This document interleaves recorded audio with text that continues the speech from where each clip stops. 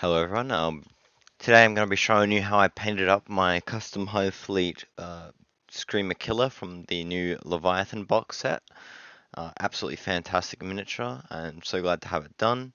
And yeah, so we'll be going through step by step how I paint my Tyranids and showing you the scheme. So first up, I have stuck this model down with some double-sided tape to a piece of cardboard, and now we'll be priming it with a Vallejo blue primer just to get a nice good uh, coat to go from. That's a good color to work from for this blue scheme.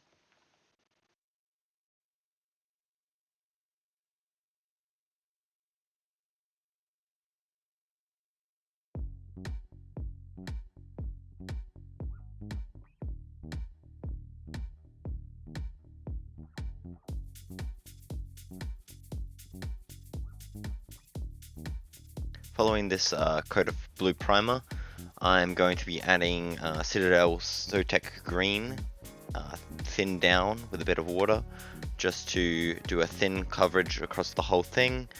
It doesn't matter too much if a bit of the undercoat shows through, because it will blend in with the blue for this scheme. So to get it done quick, if you're army painting this or whatever, I won't always go back in and do a second coat.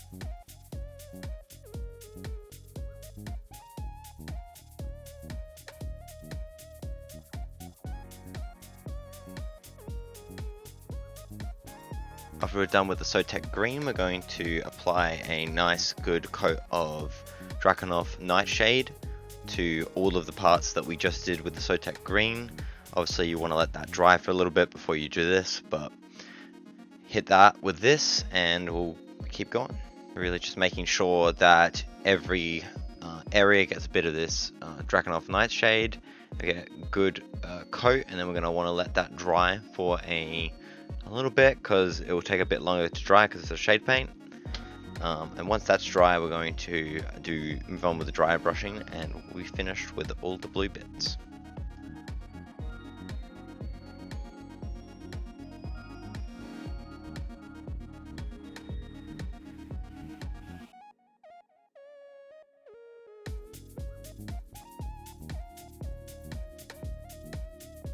So now the final step of the blue for my Tyranid scheme, we're going to hit it with a dry brush of Leviathan blue.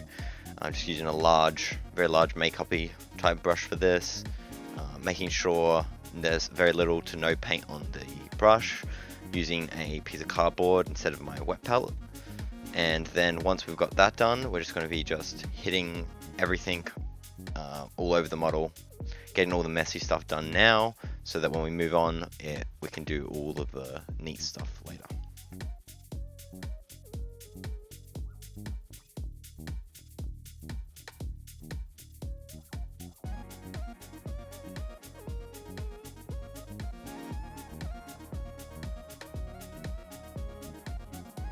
Okay, so after we're done with the dry brushing of the blue, we'll be moving on to probably the most lengthy part of this whole painting process, which is getting the red done. So we'll be hitting all of the carapace pieces of the model with corn red. And you probably want 2 thin coats for this one. It's more important that this red is a solid color with good coverage compared to the blue, because it is going to be a very different color. So we're just laying corn red all over the back, the claws, all of the armor, making sure to get everywhere, taking our time, especially at this stage, trying to be as neat as possible, as we don't want to have to go back and neaten up the blue that we've already done.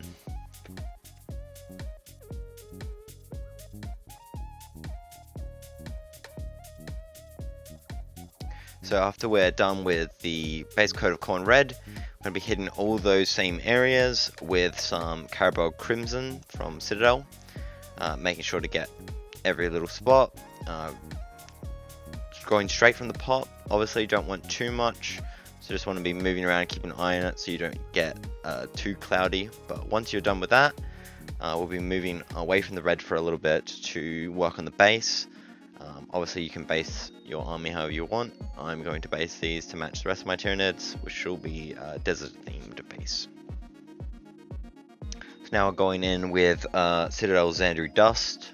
Again, do your bases however you would like. For me, I'm just going to be loading up a shitload of this onto my palette with a bit of water. The ideal ratio, want it slightly thinned, not too thin so that the undercoat shows. You're still going to need 2 coats for this, particularly over the blue. It's going to show through, otherwise it's not going to look very good if you don't. But yeah, just hitting everyone in the base and the rim with a coat of Xandru Dust. Don't worry too much about doing the base all the way, because it will come back to it at the end and do another coat on that once we've done the shades on the base.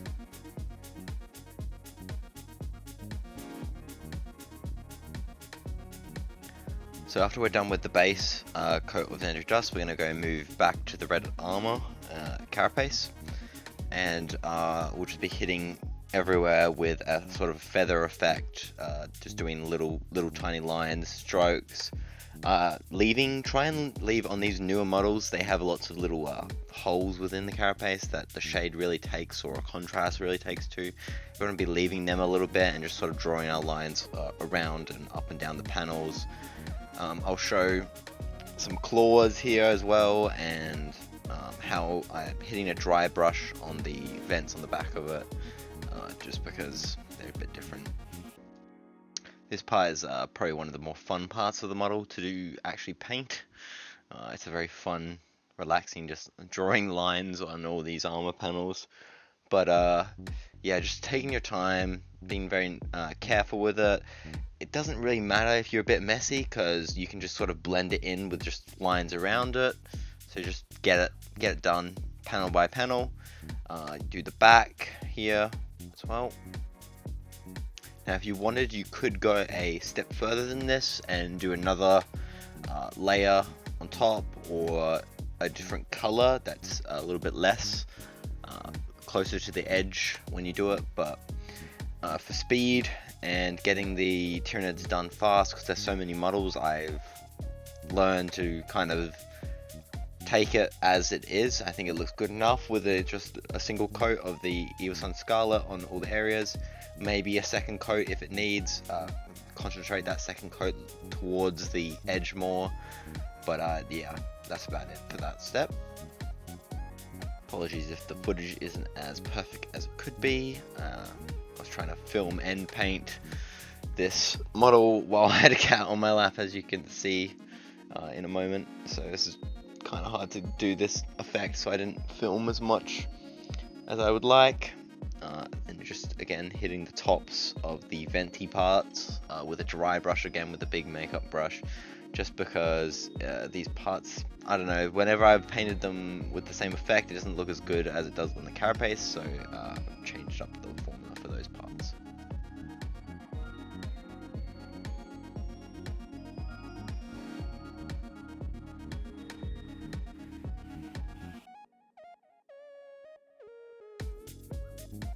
And after we've done that, we're basically done with the red. So we'll be moving on to finishing up the base and a few tiny details, and then the model will be done.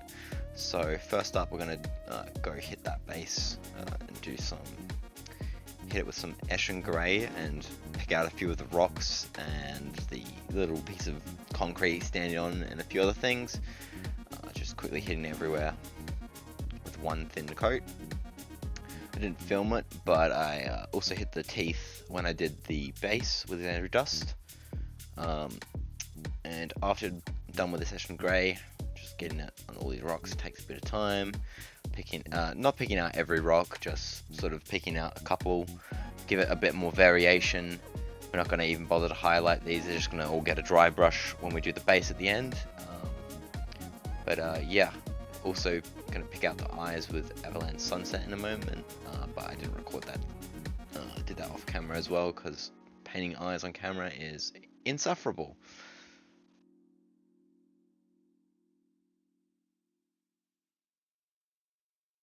So far I'm really enjoying working on these Leviathan miniatures. I think the new Tyranid stuff looks fantastic. So far it's really all I've been doing. Looking forward to doing the Space Marine stuff maybe soon. Take a bit of a break from doing the NIDs. But yeah, fantastic box, very happy with the purchase.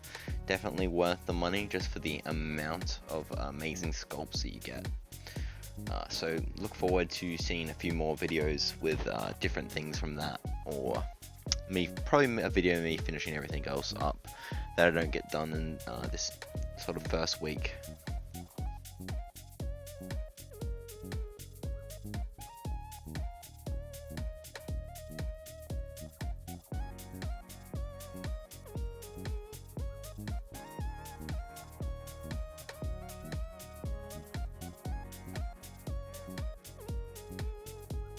So after you're done with the Eshin Grey on all the rocks, this step probably won't apply to you, but for me, I'm going to be applying Macragge Blue and Lead Belcher to the Dreadnought arm I stuck on the base, just to give it a bit more detail and flair.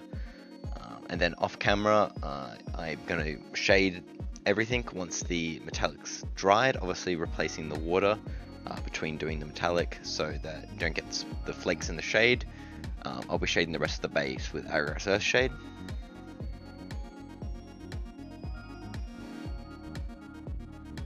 So now that we're done with the metallic on the arm and the blue, like I said, everything on the base, the entire base, has been hit with Agrico's Earth Shade.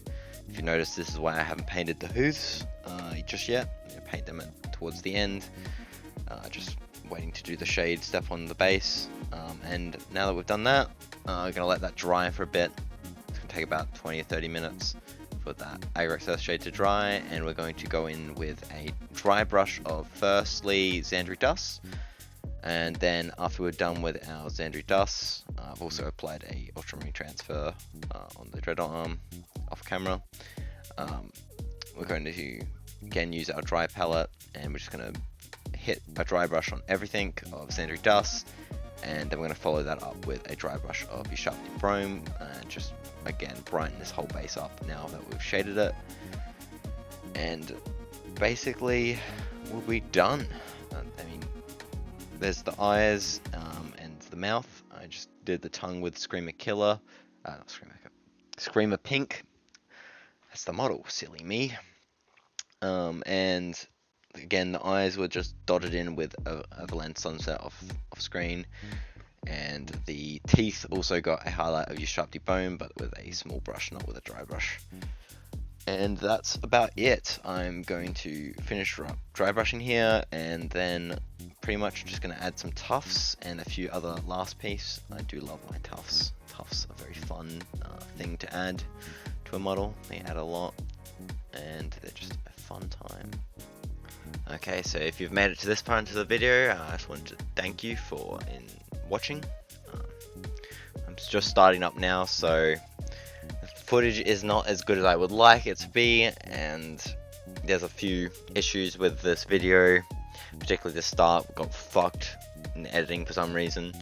Hopefully I can improve a lot of those things in the next one and get some better quality stuff out to everyone, and show off a few more of the things I've painted and what I'm going to be working on over the next couple of months. Cheers, and thanks for watching. I'm not going to talk through the rest of this. I'm just going to let it play out. Thank you.